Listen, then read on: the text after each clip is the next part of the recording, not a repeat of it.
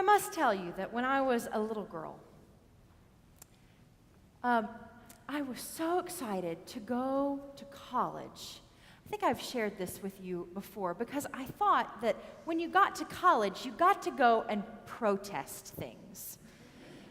And I was really excited to go and do that. So when we read the prophets, the rabble-rousers in the prophetic books, I get really excited. But then there's always a part of me that wonders, what is the prophet's voice for me today? I mean, after all, these were not written yesterday. These are ancient, ancient writings. The first reading that Ruth read for us from Isaiah was written in the 8th century BCE. And Isaiah, this particular section of Isaiah, was written in the 6th century BCE. Now, Amos, being one of those 4 prophetic books that we have in our Bible, Amos, Micah, Hosea, and Isaiah, is the oldest of the prophets that we have in our Bible.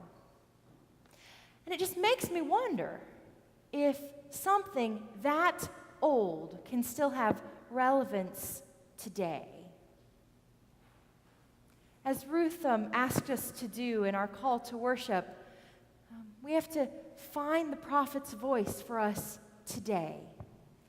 And is it possible that we can find that here in the midst between Amos and Isaiah?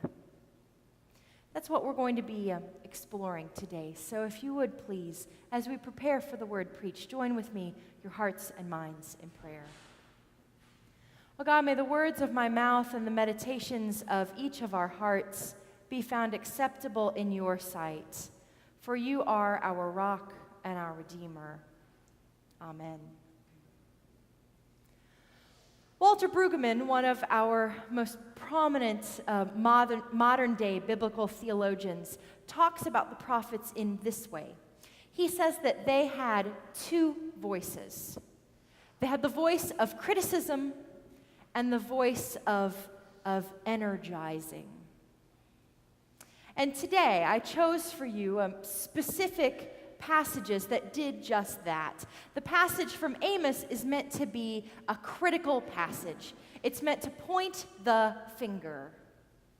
Whereas the passage from Isaiah is meant to energize oppressed people and to comfort them. Let's take a look at both of those voices. First, the critical voice. When the prophet is using the critical voice, the intention of the prophet is to point out the injustice and oppression that the powers that be in ancient Israel were wreaking in their world.